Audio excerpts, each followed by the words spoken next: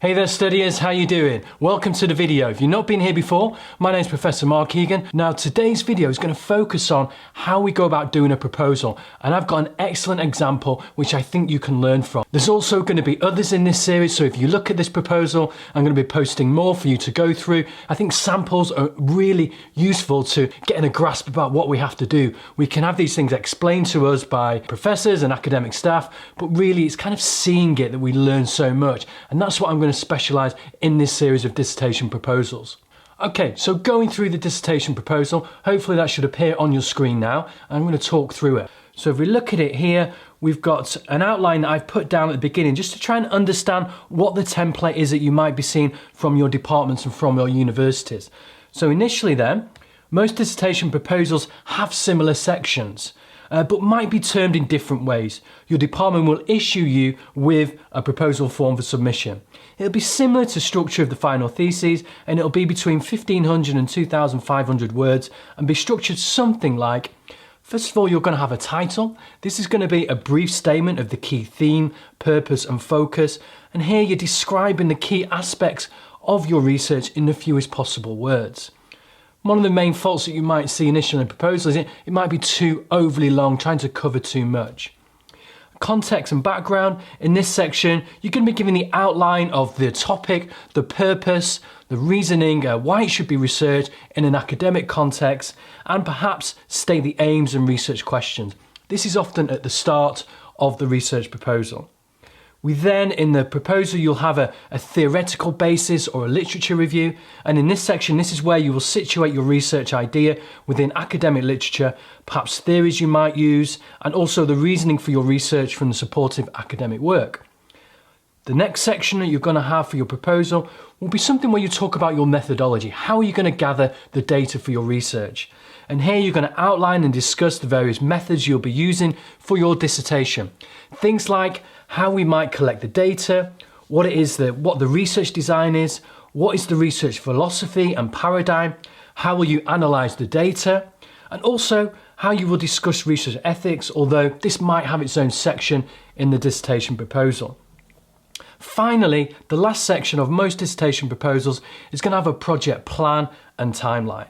This is where you state an overview of when different parts of the dissertation will happen. As it is over many months, the supervisor wants to see you have planned when things will happen in a logical manner. There's a lot to manage when we're doing a dissertation, lots of work to be put in. So are you going to go about it in an orderly, coherent way, in a feasible way in the timescale that you have?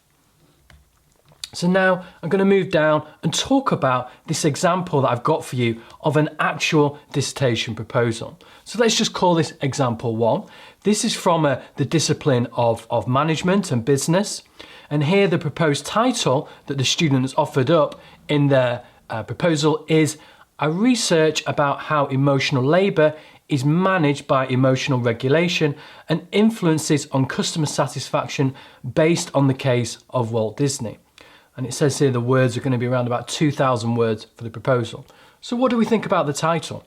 Well, some of the positives of it for me as a potential supervisor, I'm thinking it's great that they've already latched onto some cogent kind of areas of literature and themes in the discipline of management. So emotional labour has a body of literature behind it, it's researched by academics, and it's a very suitable area if you wanted to do a dissertation on it.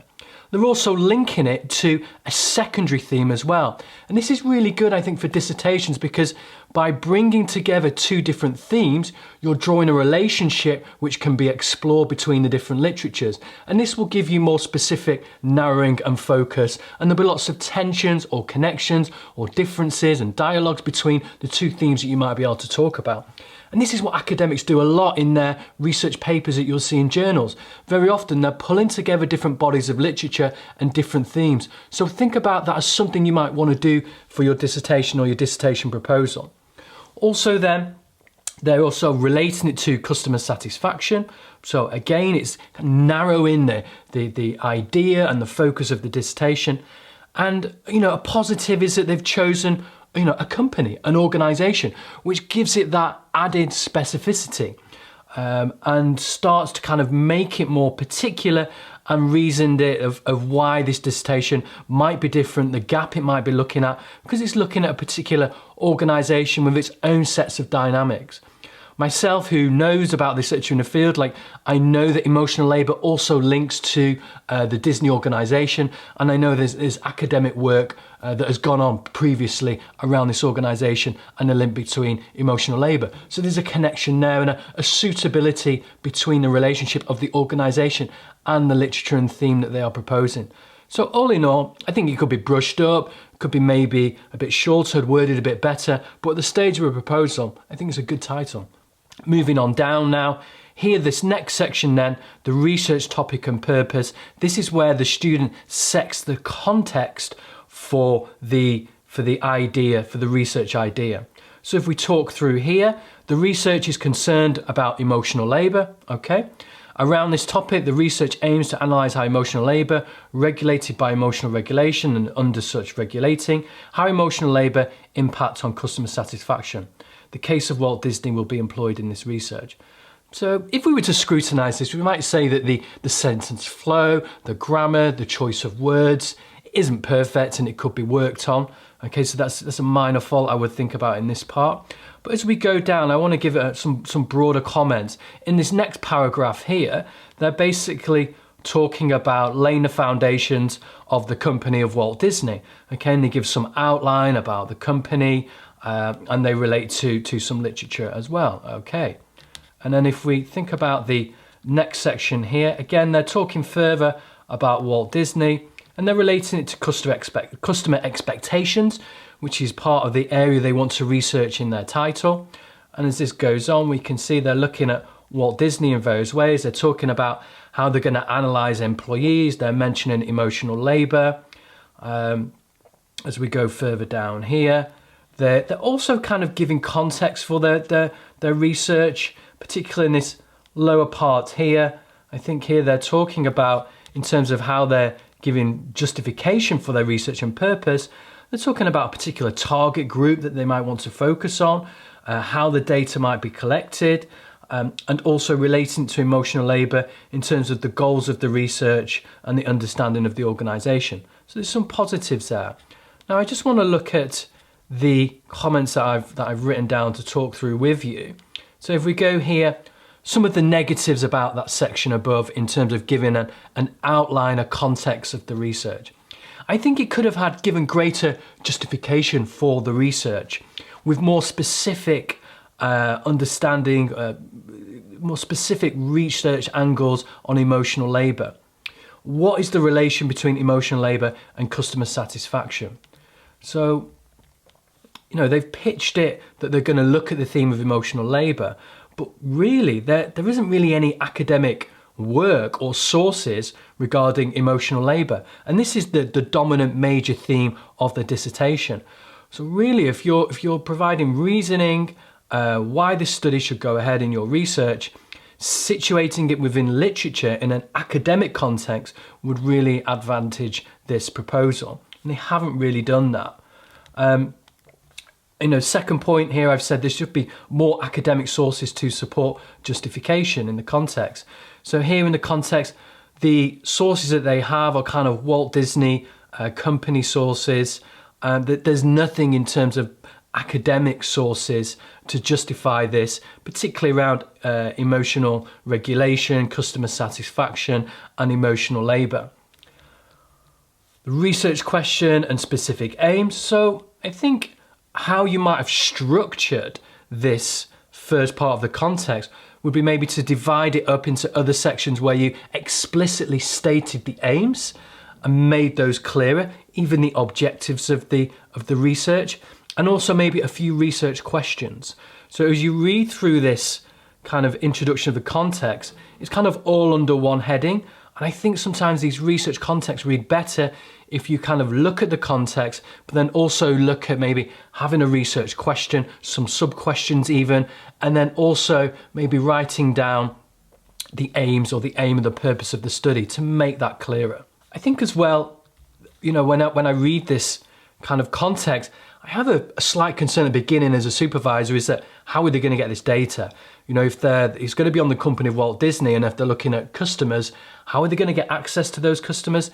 Is it feasible? Is this dissertation going to work? And I'm already thinking forward, and hopefully they're going to allay those fears and explain how this is going to occur later on in the proposal.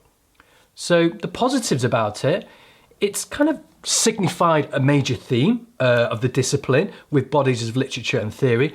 Not all proposals do that. You know, this is at the early stages of thinking and ideas and kind of combing over the field about what can be possible. So they have done that. So that's positive for me to see. It's a goer in that sense. The organisation is suitable for the exploration of emotional labour. So they've chosen an organisation which is befitting, which has a relationship with the theme of emotional labour. And I could see how that exploration could occur within the organisation of Walt Disney, and also it kind of has a nice kind of relationship with emotional labour and his other academic work which has gone on before. Also, we can think about the third part. I can see the potential and how it needs minor adjustments. So although it could be improved, the main thing I'm wanting to see as a supervisor or someone that's marking this, is it feasible? Is it possible? Is there work to improve on it? But they've got the essence of a good dissertation or something that can actually happen and that they can get a good mark for. And I think that's the case here. The main thing is that it's suitable and possible and can be linked to distinct things that academics have already studied. So I'm happy with that, and it gets a green light from me.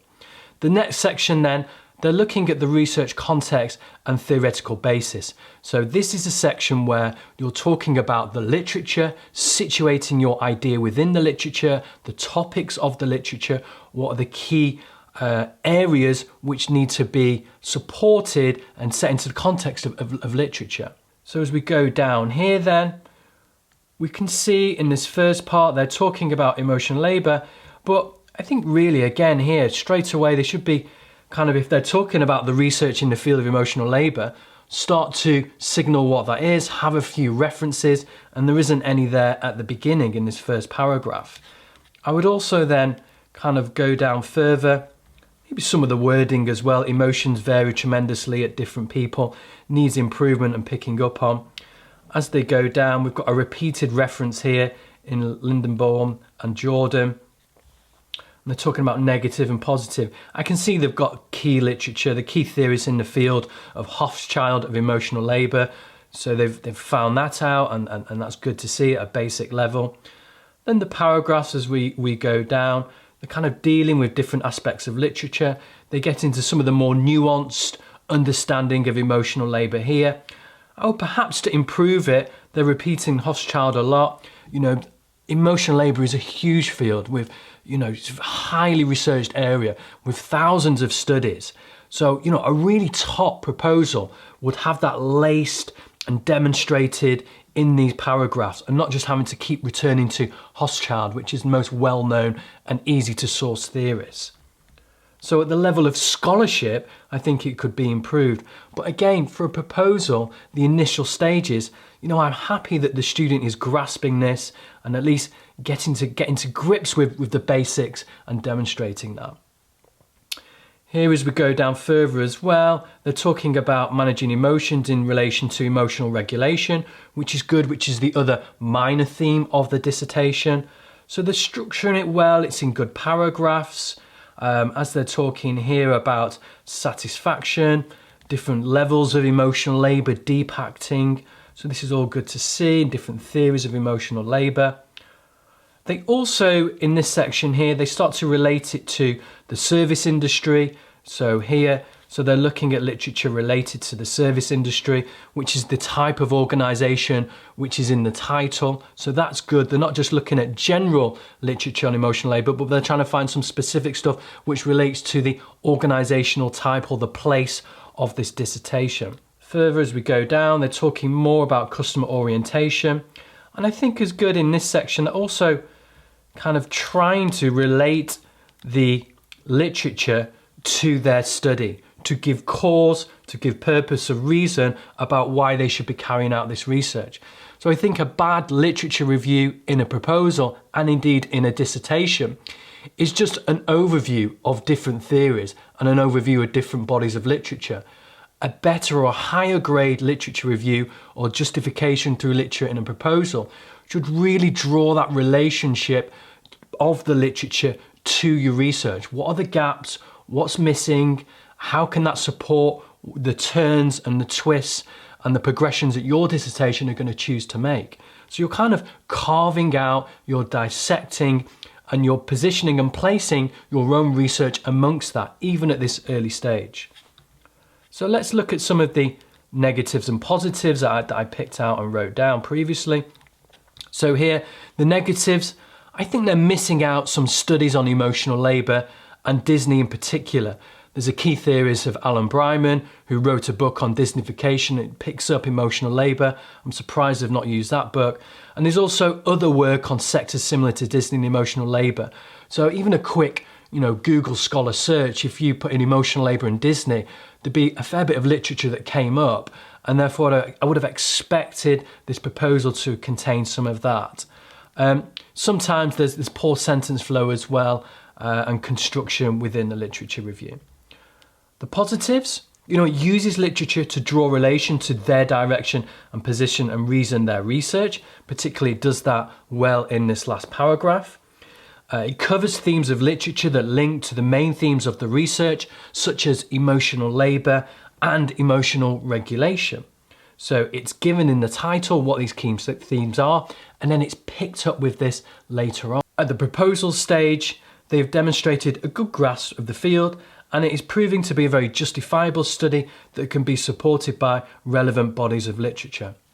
I mean, what I'm really wanting to see at this stage as a supervisor is it is latching onto, it is connecting with academic work that has gone on. The worst thing that I see, and this can happen quite often at this early stage when students might have only been thinking about their dissertation for a month, is it's quite random, and the idea and the research topic isn't really generated or born out of literature. It's just been plucked and decided upon because those are areas you might want to look at. And therefore, when you try and situate it within literature, it doesn't have a good fit.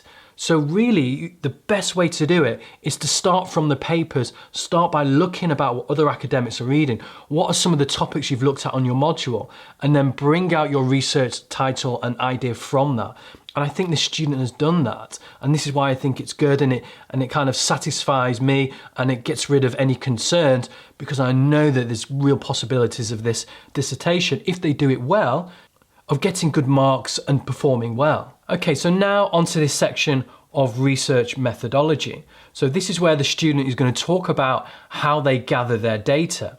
So if we look in this first paragraph here, they're talking about some of the methods, linking it to Walt Disney. They're talking about some different types of sources, primary and secondary sources.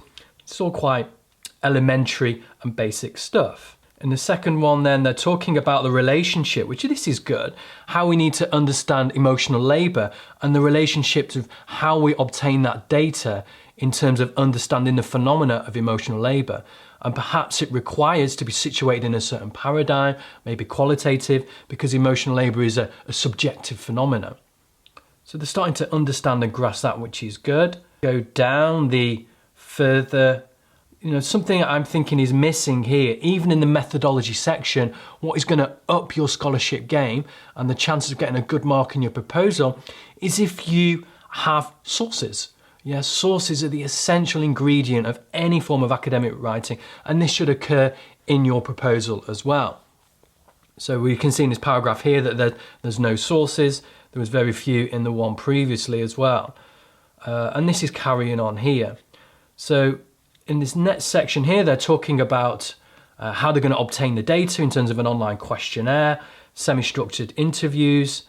They're talking here different methods that they might be using as we follow it down, and how they're going to analyze the data using the software package SPSS.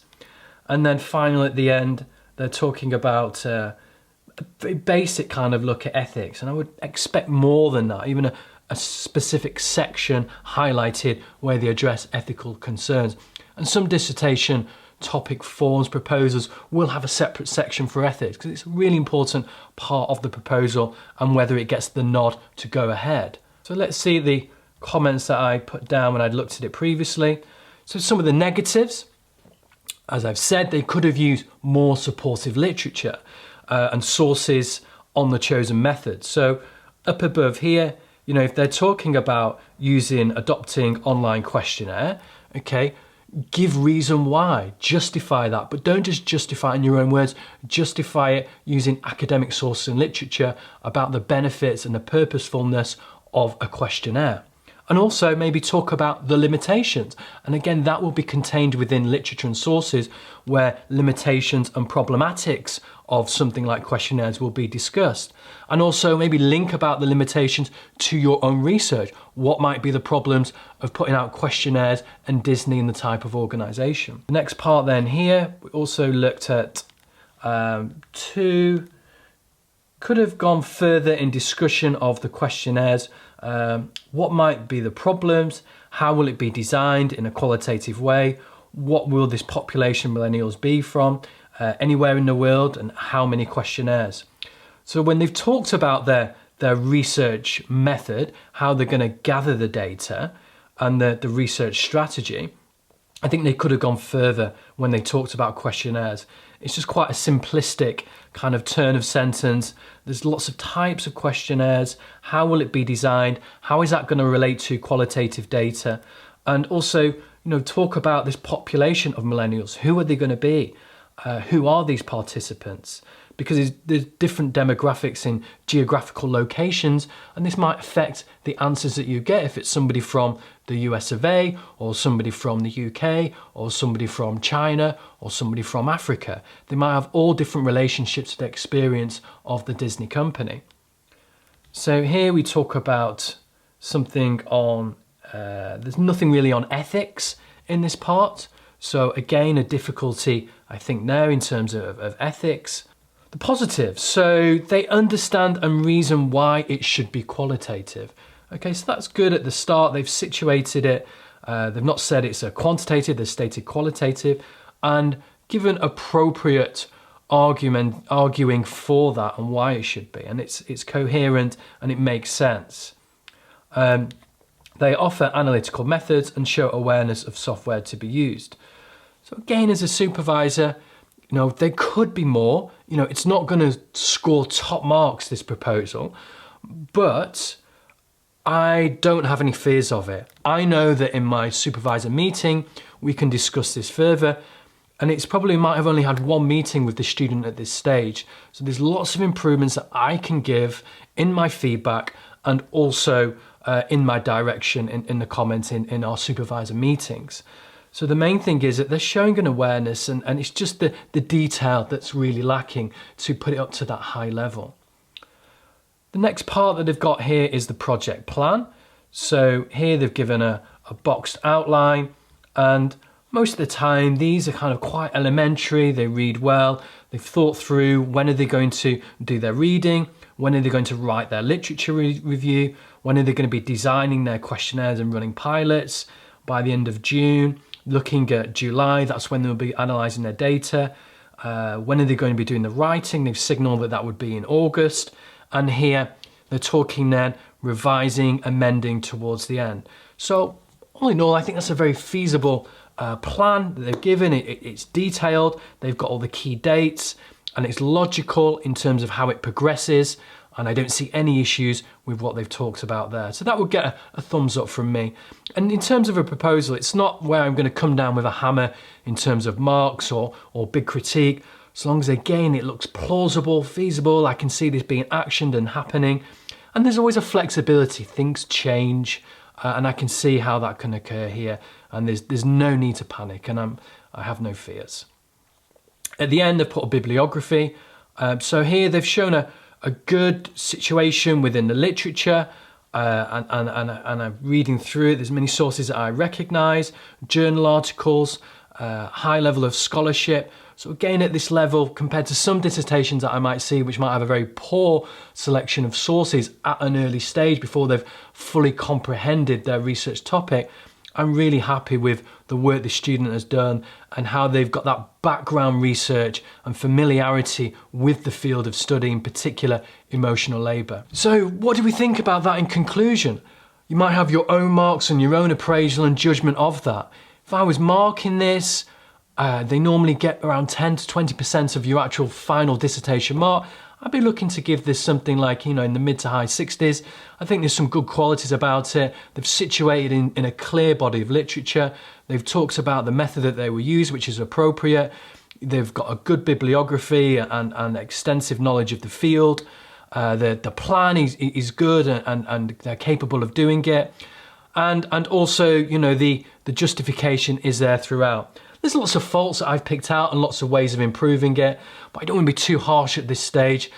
My concerns and what makes me happy as a supervisor is I'd be happy to have a meeting and say to this person, there's good prospects for this, some improvements, but be happy. And I think this can go on to be a good dissertation with some minor improvements and adjustments at this stage. I hope you found that useful today. There's going to be more in the series. Like and subscribe down below. In particular, the more subscriptions we get, the more faith I can have to start putting these out on YouTube. So that's all for today. Take care, studiers, and see you soon.